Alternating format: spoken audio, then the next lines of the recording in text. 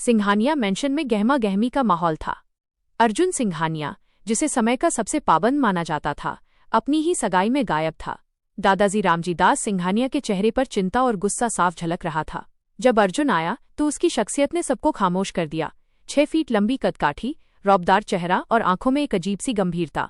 लेकिन स्टेज पर खड़ी सीरत के लिए वो किसी डरावने साए से कम नहीं था। सगाई तो हो गई, लेकिन सीरत जानती थी कि अर्जुन के दिल में उसके लिए कोई जगह नहीं है। वो तो बस अपने दादा दादी की खुशी के लिए इस रिश्ते में बंधी थी। सगाई की रात जब सीरत अपनी छत पर चोरी छिपे सिगरेट पी रही थी, तभी अर्जुन ने उसे पकड़ लिया। उस वक्त तो वो बच गई, लेकिन डर उसके मन में बैठ गया। कहानी में मोड़ तब आया जब माया नाम की एक रहस्यमयी औरत की एंट्री हुई। माया, जिसके पास अर्जुन का कोई बड़ा राज और एक वीडियो था। वो अर्जुन को ब्लैकमेल कर रही थी और उसने धमकी दी थी कि अगर ये शादी हुई तो वो अर्जुन को उस बच्ची से कभी मिलने नहीं देगी जिसका जिक्र सिर्फ अर्जुन और उसका दोस्त रहमान जानते थे। शादी की तारीख 13 दिसंबर तय हो गई। सगाई के बाद की दावत में भी अर्जुन बीच में ही किसी जरूरी काम, जो असल में माया का बुलावा था, से चला गया। सीरत को लगा कि अर्जुन को उसमें कोई दिलचस्पी नहीं है, जबकि हकीकत ये थी कि अर्जुन एक ऐसी आग में जल रहा था जिसके बारे में वो किसी को बता नहीं सकता था। माया ने शर्त रखी थी कि वो शादी के दिन ही अपना असली पत्ता खोलेगी। शादी के दिन करीब आ रहे थे। सिंघानिया और शर्मा परिवार मोहाली में खरीदारी में व्यस्त थे, लेकिन सीरत का मन कहीं और था। उसे बार बार अर्जुन की वो सख्त आवाज और माया नाम की उस औरत का ख्याल आता, जिसका जिक्र उसने एक बार अनजाने में अर्जुन के फोन पर सुना था। होटल के भव्य मंडप में 2 जोड़ों की शादी हो रही थी। एक तरफ नीलेश और रीना खुशी खुशी फेरे ले रहे थे, वहीं दूसरी तरफ अर्जुन और सीरत के बीच एक बर्फीली खामोशी थी। अर्जुन का चेहरा पीला पड़ा हुआ था। वो बार बार अपने फोन की ओर देख रहा था। जैसे ही फेरे पूरे हुए और सिंदूर दान का वक्त आया, अर्जुन के फोन पर एक मैसेज चमका, पीछे वाले केबिन में आओ, वरना वीडियो अभी बड़ी स्क्रीन पर चलेगा। अर्जुन का हाथ कांप गया। उसने सीरत से नजरें चुराईं और एक जरूरी कॉल का बहाना बनाकर पीछे की ओर भागा। वहां माया काली साड़ी पहने, हाथ में वाइन का गिलास लिए खड़ी थी। बहुत सुंदर लग रहे हो दूल्हे राजा, माया ने जहर उगलते हुए कहा। क्या चाहिए तुम्हें माया? सिंदूर का वक्त हो चुका है, तमाशा बंद करो, अर्जुन चिल्लाया। माया ने एक छोटा सा लिफाफा उसकी तरफ फेंका। इस पर दस्तखत करो। ये इस बात का सबूत है कि तुम सीरत को कभी छुओगे नहीं और हर महीने मेरी शर्त के मुताबिक रकम बढ़ाते रहोगे, वरना तुम्हारी उस नाजायज बच्ची की हकीकत अभी तुम्हारे दादाजी के कानों में होगी। अर्जुन ने बिना देखे कागजों पर साइन कर दिए। वो वापस मंडप में आया और पत्थर की तरह ठंडे हाथों से सीरत की मांग भर दी। सीरत ने उसकी आंखों में देखा। वहां प्यार नहीं, बल्कि एक गहरी बेबसी थी। कमरे में सीरत घबराई हुई बैठी थी। जब अर्जुन कमरे में दाखिल हुआ, उसने सीरत की तरफ देखा भी नहीं। उसने अलमारी से अपना तकिया उठाया और सोफे की तरफ जाने लगा। अर्जुन जी, सीरत की आवाज धीमी थी। अर्जुन रुका, पर मुड़ा नहीं। सीरत, ये शादी सिर्फ दुनिया के लिए है, मेरे करीब आने की कोशिश मत करना। तुम्हारी भलाई इसी में है कि हम अजनबियों की तरह रहें। सीरत की आंखों से आंसू छलक पड़े। अगर आपको मुझसे नफरत थी तो हाँ क्यों कहा? अर्जुन मुड़ा। उसकी आंखों में खून उतरा हुआ था। नफरत तुमसे नहीं, खुद से है मुझे। और रही बात इस रिश्ते की, तो याद रखना, इस घर की दीवारों के पीछे बहुत से राज दफन हैं। जितना दूर रहोगी उतनी सुरक्षित रहोगी। अर्जुन सो गया, लेकिन सीरत पूरी रात जागती रही। उसे समझ आ गया था कि जिस खड़ूस इंसान से वो डरती थी, वो असल में किसी गहरे दलदल में फंसा हुआ है। अगली सुबह सीरत को अर्जुन के कोट की जेब से वही लिफाफा मिला जो माया ने दिया था। उसमें एक तस्वीर थी, एक छोटी बच्ची की जिसकी आंखें बिल्कुल अर्जुन जैसी थीं। सीरत के पैरों तले जमीन निकल गई। अगली सुबह जब सूरज की पहली किरण कमरे में दाखिल हुई, सीरत की आंखों में नींद का नामो निशान नहीं था। उसके हाथ में वो तस्वीर थी, एक मासूम सी बच्ची जिसकी गहरी काली आंखें और चेहरे की बनावट अर्जुन से हूबहू मिलती थी। सीरत का दिल जोर जोर से धड़क रहा था। क्या ये वही राज था जिसके लिए अर्जुन पूरी दुनिया से लड़ रहा था, या फिर ये कोई धोखा था? तभी बाथरूम का दरवाजा खुला और अर्जुन बाहर आया। सीरत ने झटके से वो तस्वीर अपने दुपट्टे के पीछे छिपाई, लेकिन उसकी घबराहट अर्जुन की तेज नजरों से बच न सकी। तैयार हो जाओ, नीचे नाश्ते पर सबको हमारा इंतजार होगा, अर्जुन ने सपाट आवाज में कहा। उसकी आवाज में रात वाली कड़वाहट अभी भी कायम थी। अर्जुन जी, सीरत ने हिम्मत जुटाई। क्या हम बात कर सकते हैं? अर्जुन अपनी घड़ी पहनते हुए रुका। सीरत, मैंने कल रात ही सब साफ कर दिया था। हमारे बीच बात करने के लिए कुछ नहीं बचा है। इस घर के कायदे समझ लो, मैं अपने काम में व्यस्त रहूंगा और तुम अपनी दुनिया में। बस। नीचे डाइनिंग टेबल पर पूरा परिवार मौजूद था। नीता चाची और रीमा, सीरत की चाची, बड़े चाव से बातें कर रही थीं। रीना और नीलेश एक दूसरे के हाथ थामे बेहद खुश दिख रहे थे। आओ सीरत बेटा, बैठो, दादाजी रामजी दास ने मुस्कुराते हुए कहा। अर्जुन, आज तो ऑफिस से छुट्टी ले लेते, नई नवेली बहू आई है। नहीं दादाजी, एक बहुत जरूरी डील है, मुझे जाना होगा, अर्जुन ने नजरें झुकाकर कहा। तभी नीता चाची ने तंज कसा। भई, अर्जुन का तो शुरू से यही हाल है, सगाई के दिन लेट, शादी की रात काम, और अब अगले दिन भी ऑफिस। सीरत, तुम तो अभी से अकेले रहने की आदत डाल लो। सीरत ने कोई जवाब नहीं दिया, लेकिन उसकी नजरें बार बार अर्जुन के फोन पर जा रही थीं, जो लगातार वाइब्रेट हो रहा था। उस पर किसी एम का मैसेज आया था। अर्जुन जैसे ही ऑफिस के लिए निकला, सीरत ने तय किया कि वो इस रहस्य की तह तक जाएगी। उसने बहाना बनाया कि उसे कुछ खरीदारी करनी है, और अनुज देवर के साथ बाहर निकल गई। उसने अनुज को बातों में उलझाया और अर्जुन के उस पुराने ऑफिस के पते के बारे में पूछा जहां वो पहले बैठता था। उधर अर्जुन एक सुनसान कैफे में माया से मिल रहा था। किस्त पहुंच गई है माया, अब उस बच्ची को मुझसे मिलने दो, अर्जुन की आवाज में गिड़गिड़ाहट थी। माया ने कुटिलता से हंसते हुए कहा, इतनी जल्दी क्या है अर्जुन, अभी तो तुम्हारी बीवी को तुम्हारी असलियत का पता चलना बाकी है। अगर उसे पता चला कि तुम एक बच्ची के पिता हो और उसकी माँ कोई और नहीं बल्कि मेरी छोटी बहन थी जो तुम्हारी वजह से दुनिया छोड़ गई, तो सोचो उस मासूम सीरत पर क्या बीतेगी। अर्जुन ने मेज पर हाथ पटका। वो एक एक्सीडेंट था माया, तुम जानती हो मैंने उसे बचाने की कितनी कोशिश की थी। कानून एक्सीडेंट देख सकता है अर्जुन, लेकिन तुम्हारा परिवार, तुम्हारी माँ, वो तो इस सदमे को बर्दाश्त नहीं कर पाएंगी। माया ने फोन निकाला और वो वीडियो प्ले किया जिसमें अर्जुन एक छोटी बच्ची को सीने से लगाए रो रहा था और बैकग्राउंड में माया की बहन की लाश दिख रही थी। सीरत ने कैफे के बाहर से ये सब देख लिया था। वो अंदर नहीं गई, लेकिन उसके कान सुन रहे थे। उसे अब समझ आया कि अर्जुन खड़ूस नहीं बल्कि टूटा हुआ है। वो उस बच्ची के लिए माया का जुल्म सह रहा है। जब अर्जुन शाम को घर लौटा वो टूट चुका था। वो सीधे अपने स्टडी रूम में गया और शराब का गिलास भर लिया। तभी कमरे का दरवाजा खुला। सीरत अंदर आई, लेकिन इस बार उसकी आंखों में डर नहीं था। उसने वो तस्वीर मेज पर रख दी। अर्जुन के हाथ से गिलास छूट गया। तुम्हें ये कहाँ से मिली? देखो सीरत, मैं सब समझा सकता हूँ, मुझे कुछ नहीं समझना अर्जुन जी, सीरत ने शांत स्वर में कहा। बस इतना बताइए, उस बच्ची का नाम क्या है? अर्जुन की आंखों से आंसू गिर पड़े। अनाया। सीरत ने आगे बढ़कर अर्जुन का हाथ थाम लिया। अनाया को इस घर में आना होगा, वो आपकी बेटी है और अब से मेरी भी। माया हमें डरा रही है क्योंकि हम डर रहे हैं। जिस दिन हम ये सच परिवार को बता देंगे उसका पावर खत्म हो जाएगा।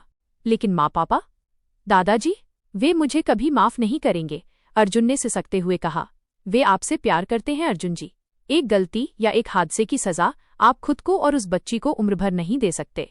मैं आपके साथ हूँ। सीरत की आवाज में एक नई मजबूती थी।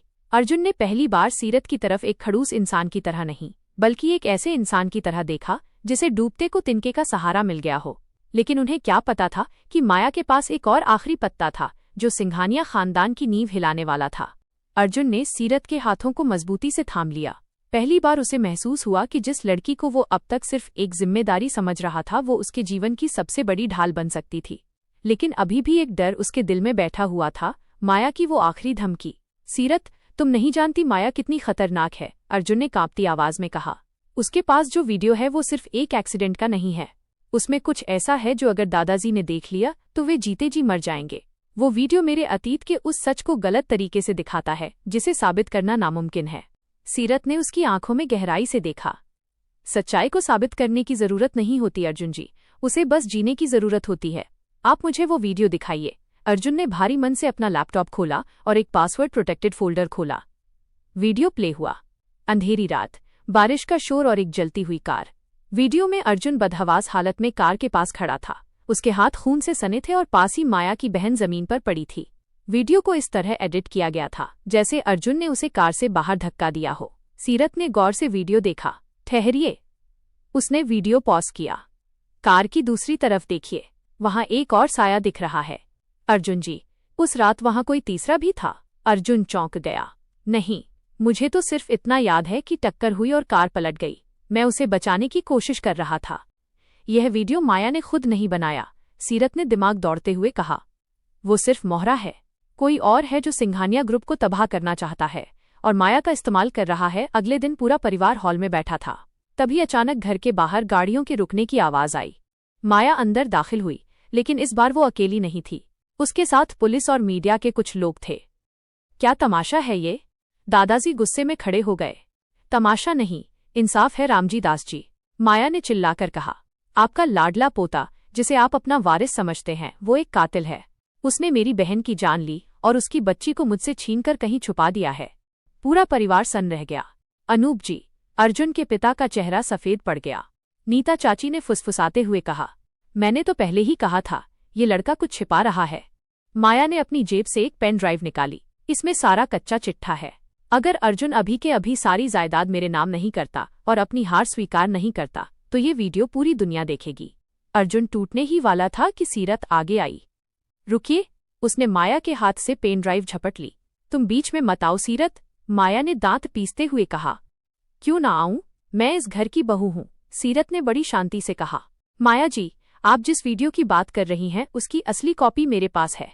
और हाँ, आपके उस पार्टनर का नाम भी मुझे पता चल गया है जिसने आपको ये एडिटेड वीडियो दिया था। माया के चेहरे पर हवाइयां उड़ने लगीं। क्या बकवास कर रही हो? सीरत ने टीवी स्क्रीन की तरफ इशारा किया। स्क्रीन पर एक सीसीटीवी फुटेज चलने लगा। ये सिंघानिया ग्रुप के पुराने ऑफिस का था जहां माया एक शख्स से पैसे ले रही थी। वो शख्स कोई और नहीं बल्कि रमेश सिंघानिया, अर्जुन के चाचा थे। पूरे हॉल में सन्नाटा छा गया। रमेश जी का चेहरा डर से पीला पड़ गया। सीरत ने बोलना जारी रखा। चाचा जी ने ही उस रात कार का एक्सीडेंट करवाया था ताकि अर्जुन रास्ते से हट जाए, लेकिन बदकिस्मती से माया की बहन की जान चली गई। रमेश चाचा ने ही माया को मोहरा बनाकर अर्जुन को ब्लैकमेल करना शुरू किया ताकि वो खुद कंपनी के मालिक बन सकें। जब सच सामने आया तो पुलिस ने रमेश और माया को हिरासत में ले लिया। दादाजी की आंखों में आंसू थे, पर इस बार वे गर्व के थे। उन्होंने अर्जुन को गले लगा लिया। बेटा, तूने इतना बड़ा बोझ अकेले क्यों उठाया? दादाजी ने रोते हुए पूछा। क्योंकि मैं डर गया था दादाजी, अर्जुन ने सीरत की तरफ देखते हुए कहा, लेकिन अब मेरा डर खत्म हो गया है। 2 दिन बाद सीरत और अर्जुन एक छोटे से आश्रम पहुंचे। वहां एक छोटी सी बच्ची गुड़ियों के साथ खेल रही थी। जैसे ही उसने अर्जुन को देखा, वो दौड़कर उसके गले लग गई। पापा? सीरत ने अनाया को अपनी गोद में उठा लिया। अनाया ने मासूमियत से पूछा, आप कौन हो? सीरत ने मुस्कुराकर अर्जुन की तरफ देखा और कहा, मैं तुम्हारी नई दोस्त हूं और तुम्हारी माँ भी। घर वापसी पर सिंघानिया मेंशन की दहलीज पर सीरत ने अनाया का हाथ पकड़कर प्रवेश किया। जो घर पहले सिर्फ बिजनेस और डर से चलता था, आज वहां एक बच्ची की खिलखिलाहट गूंज रही थी। अर्जुन ने सीरत के पास आकर धीरे से कहा, तुमने मुझे और अनाया को एक नई जिंदगी दी है सीरत। शायद उस रात सिगरेट पीने का तुम्हारा वो गम धुएं में उड़ गया, पर तुमने मेरी जिंदगी की धुंध साफ कर दी। सीरत ने हंसते हुए जवाब दिया। अब अगर दोबारा सिगरेट पीते पकड़ा तो डांटिएगा मत। अर्जुन ने पहली बार दिल खोलकर ठहाका लगाया। खड़ूस अर्जुन सिंघानिया अब बदल चुका था और सीरत की चुलबुली दुनिया अब पूरी तरह से उसकी थी। शादी की तमाम उथल पुथल और तनाव के बाद अब सिंघानिया मेंशन का वो कमरा फूलों की महक और मध्यम रोशनी से सजे एक अलग ही संसार जैसा लग रहा था। अनाया के सो जाने के बाद अर्जुन और सीरत पहली बार एक दूसरे के सामने उस कमरे में थे जहां अब कोई डर या कोई तीसरा राज नहीं था।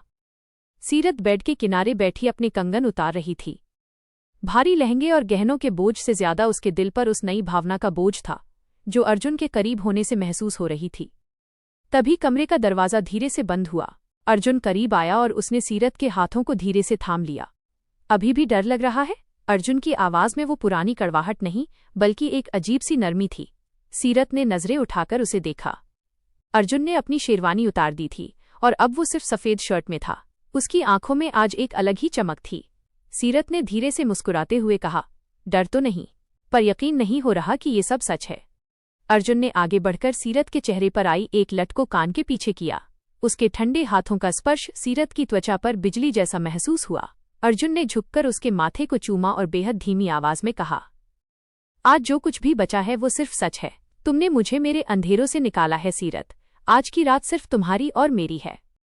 अर्जुन ने धीरे से सीरत के भारी दुपट्टे को उसके सिर से हटाया। सीरत की धड़कनें तेज हो गई थीं। जैसे ही अर्जुन ने उसके गले के हार की हुक खोलने के लिए हाथ बढ़ाया, सीरत के शरीर में एक सिहरन दौड़ गई।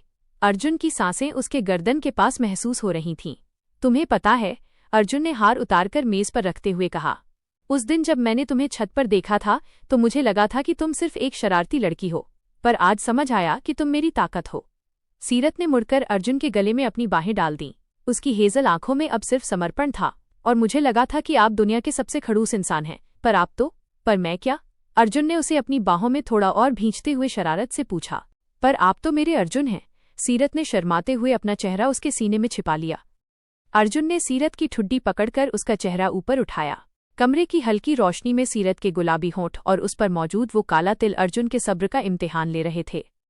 उसने धीरे से झुककर अपने होंठ सीरत के होंठों पर रख दिए। वो एक कोमल लेकिन गहरा एहसास था जिसमें पिछले कई हफ्तों का दर्द और आने वाले कल का वादा घुला हुआ था। बाहर दिसंबर की गुलाबी ठंड थी, लेकिन कमरे के अंदर दो रूहें एक दूसरे की गर्माहट में खो चुकी थीं। उस रात सिंघानिया मेंशन के उस कमरे में सिर्फ रोमांस नहीं था, बल्कि एक नए जीवन की शुरुआत थी, जहां अब कोई दीवार नहीं थी। अगली सुबह सिंघानिया मेंशन के डाइनिंग टेबल पर सन्नाटा तो था, पर उस सन्नाटे में कई तरह के शोर दबे हुए थे। सीरत और अर्जुन अनाया का हाथ पकड़कर नीचे आए।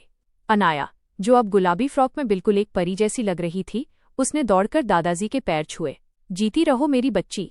दादाजी की आंखों में नमी थी। उन्होंने अर्जुन की तरफ देखा और बिना कुछ कहे उसकी पीठ थपथपा दी। यह मौन स्वीकृति किसी भी माफी से बड़ी थी। तभी नीता चाची ने अपनी प्लेट पर जोर से चम्मच पटका। वाह भाई, घर में खुशियां तो ऐसे मनाई जा रही हैं जैसे कोई जंग जीत कर आए हों। किसी ने यह सोचा कि मोहल्ले और समाज में क्या मुंह दिखाएंगे। सगाई किसी और से होने वाली थी, शादी अर्जुन से हो गई, और अब एक 5 साल की बच्ची भी ऊपर से टपक पड़ी। नीता, अनूप जी, अर्जुन के पिता ने कड़क आवाज में कहा, अब ये बच्ची इस घर की वारिस है। समाज क्या कहेगा, इसकी चिंता छोड़ो। नीता चाची चुप तो हो गईं, लेकिन उन्होंने तिरछी नजरों से अपने बेटे नीलेश को देखा। नीलेश और रीना एक दूसरे का हाथ थामे चुपचाप नाश्ता कर रहे थे। नीलेश का मन अपनी माँ की बातों से खिन्न था। वो जानता था कि उसकी माँ अर्जुन भाई से सिर्फ इसलिए चिढ़ती हैं क्योंकि सारा बिजनेस अर्जुन संभालता है। नाश्ते के बाद नीलेश कमरे में आया तो रीना खिड़की के पास उदास खड़ी थी। नीलेश ने उसके पास जाकर उसके कंधे पर हाथ रखा। क्या हुआ रीना, तुम कल से बहुत चुप हो। रीना मुड़ी, उसकी आंखों में आंसू थे। नीलेश, मुझे डर लग रहा है। मम्मी जी, नीता चाची, जिस तरह सीरत दीदी और अर्जुन जीजू को देख रही हैं, मुझे लगता है कि हमारी शादीशुदा जिंदगी भी इस कड़वाहट की भेंट न चढ़ जाए। और मेरी अपनी बहन सीरत दीदी ने कितना बड़ा फैसला ले लिया, क्या मैं उनकी तरह मजबूत बन पाऊंगी? नीलेश ने उसे गले लगा लिया। रीना, भाई और भाभी ने जो किया वो साहस का काम है, और जहां तक माँ की बात है, मैं उन्हें समझाऊंगा। हम दोनों को इस घर में शांति बनाए रखने के लिए दीदी और भाई का साथ देना होगा। उधर किचन में सीरत अनाया के लिए दूध गर्म कर रही थी कि तभी नीता चाची वहां आ गईं। उन्होंने नौकरों को बाहर भेज दिया और सीरत के पास आकर खड़ी हो गईं। बड़ा अच्छा खेल खेला तुमने सीरत। पहले नीलेश के सपने दिखाए, फिर अर्जुन को फंसा लिया और अब एक लावारिस बच्ची को अपनाकर सबकी सहानुभूति बटोर रही हो। पर याद रखना, सिर्फ बहू बनने से इस घर की चाबियां नहीं मिल जाती। सीरत ने शांति से गैस बंद की और चाची की आंखों में देखते हुए कहा, चाची जी, मैं यहाँ चाबियां लेने नहीं, दिल जीतने आई हूँ। और अनाया लावारिस नहीं है, वो इस घर की बेटी है। अगर आपको मुझसे कोई परेशानी है तो आप मुझसे सीधा कहिए, लेकिन मासूम अनाया को बीच में मत लाइए। नीता चाची सन्न रह गईं। उन्हें उम्मीद नहीं थी कि चुलबुली दिखने वाली सीरत इतनी करारी बात कहेगी। इसी बीच अर्जुन की छोटी बहन अदिति हॉस्टल से आ चुकी थी। वो और अनुज गार्डन में बैठे फुसफुसा रहे थे। अनुज, तुझे नहीं लगता कि चाचा जी रमेश सिंघानिया के जेल जाने के बाद भी घर में कुछ लोग उनके साथ मिले हुए हैं?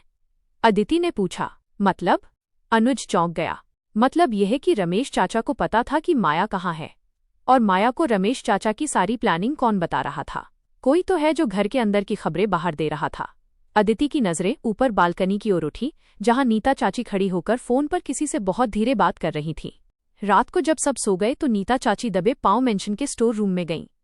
वहां उन्होंने एक गुप्त दराज से एक डायरी निकाली। रमेश भले ही जेल चला गया हो, लेकिन सिंघानिया ग्रुप का असली राज अभी भी मेरे पास है। अर्जुन, तुम सोचते हो कि सीरत को लाकर तुम जीत गए? अभी तो असली खेल शुरू होगा जब सीरत को पता चलेगा कि उसके अपने दादाजी रविकांत शर्मा का इस पूरी कहानी में क्या हाथ था। नीता चाची की कुटिल मुस्कान ने साफ कर दिया कि कहानी अभी खत्म नहीं हुई है। सिंघानिया और शर्मा परिवार के बीच एक ऐसा पुराना राज दफन था जिसे सीरत के दादाजी ने भी सबसे छिपाकर रखा था। नीता चाची की उस कुटिल मुस्कान के पीछे एक ऐसा राज था जो सिंघानिया मेंशन की दीवारों को हिलाने के लिए काफी था। अगले दिन सुबह सीरत अनाया को तैयार कर रही थी।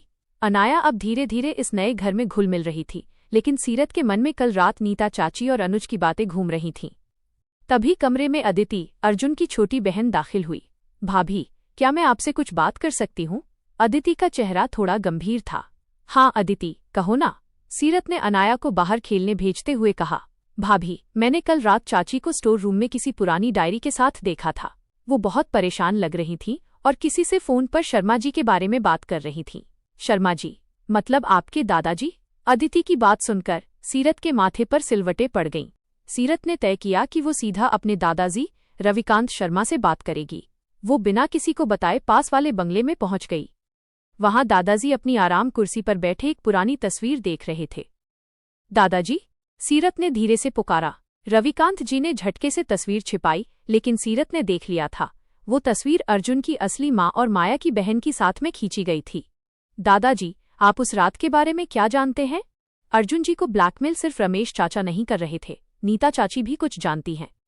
और वो तस्वीर, आप उसे क्यों छिपा रहे हैं? रविकांत जी की आंखों में आंसू आ गए। सीरत, कुछ राज दफन ही अच्छे होते हैं। मैंने तुम्हारी शादी अर्जुन से सिर्फ दोस्ती निभाने के लिए नहीं की थी, बल्कि उस गुनाह का प्रायश्चित करने के लिए की थी जो सालों पहले हुआ था। तभी दरवाजे पर एक साया दिखा। वो अर्जुन था। वो सीरत के पीछे पीछे ही यहाँ चला आया था। कैसा गुनाह दादाजी? अर्जुन की आवाज ने कमरे में सन्नाटा पैदा कर दिया। उधर सिंघानिया मेंशन में नीलेश और नीता चाची के बीच घमासान छिड़ा हुआ था। नीता चाची नीलेश को भड़का रही थीं कि वो प्रॉपर्टी में अपना हिस्सा मांगे, क्योंकि अर्जुन अब दागी हो चुका है। बस कीजिए माँ, नीलेश चिल्लाया। आप जिसे दाग कह रही हैं वो भाई का बड़प्पन है। अगर आपने अपनी ये साजिशें बंद नहीं की तो मैं और रीना आज ही ये घर छोड़कर चले जाएंगे। रीना, सीरत की बहन, भी नीलेश के साथ खड़ी थी। हाँ मम्मी जी, दीदी ने इस घर को जोड़ने के लिए अपनी खुशियां दांव पर लगाई हैं और आप उसे तोड़ने में लगी हैं। नीता चाची सन्न रह गईं। उनका अपना बेटा उनके खिलाफ खड़ा था। गुस्से में उन्होंने वो डायरी जमीन पर पटक दी। ठीक है, तो देखो फिर इस डायरी में क्या लिखा है। देखो कि तुम्हारे आदर्श दादाजी रविकांत शर्मा ने कैसे अर्जुन की मां के इलाज के पैसे जुए में हार दिए थे, जिसकी वजह से उनकी मौत हुई और अर्जुन अनाथ हो गया। बंगले में रविकांत जी ने अर्जुन और सीरत के सामने अपना सिर झुका लिया। हाँ अर्जुन, तुम्हारी मां के इलाज के लिए तुम्हारे पिता ने मुझे पैसे दिए थे, पर मैं अपनी बुरी आदतों के कारण वो हार गया। उसी सदमे में तुम्हारी मां की तबीयत बिगड़ी और कार एक्सीडेंट के वक्त वो अस्पताल पहुंच ही नहीं सकी। मैंने खुद को कभी माफ नहीं किया। अर्जुन के पैरों तले जमीन खिसक गई। जिस इंसान को वो अपने पिता समान मानता था, वही उसकी मां की मौत की एक वजह थे। सीरत की दुनिया उजड़ती हुई लग रही थी। एक तरफ उसके पूजनीय दादाजी और दूसरी तरफ उसका पति। माहौल भारी था।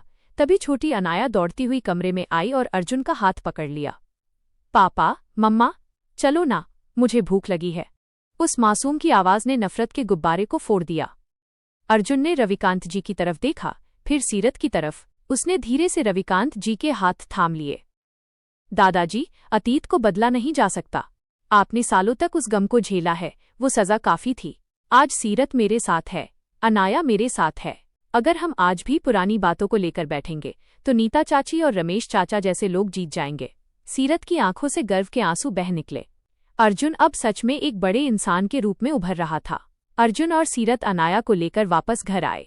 उन्होंने नीता चाची को माफ तो कर दिया, लेकिन घर की बागडोर अब पूरी तरह अर्जुन और नीलेश ने साथ मिलकर संभाल ली। नीता चाची का अहंकार टूट चुका था जब उन्होंने देखा कि उनके बेटे नीलेश ने उनके लालच पर भाई के प्यार को चुना। उस रात मेंशन की छत पर अर्जुन और सीरत खड़े थे। इस बार हाथ में सिगरेट नहीं, बल्कि एक दूसरे का हाथ था। अब कोई और राज तो नहीं? सीरत ने मुस्कुराते हुए पूछा।